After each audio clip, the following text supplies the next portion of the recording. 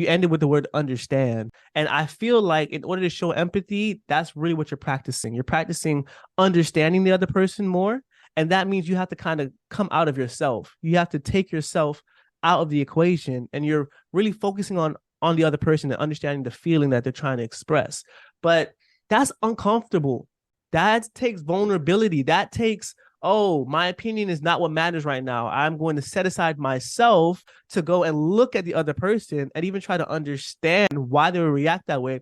What's the benefit of doing that? Like, what's the benefit of making yourself vulnerable, coming out of yourself? Because if I choose to say, hey, you know what? That response was an incorrect response. According to me, this is how I would have responded. And I'm just going to stick with that. I'm not going to try to understand where you're coming from. That's called a lack of empathy. What kind of damage does that do to a relationship? Man, that can do some long lasting damage, because if there's no feeling of understanding between two partners, it's like, well, what ground do we stand on from here? Mm. I like to think that, once we start a relationship, we have goals that we may set, and a lot of those goals going to have to be shared goals, because we're trying to build something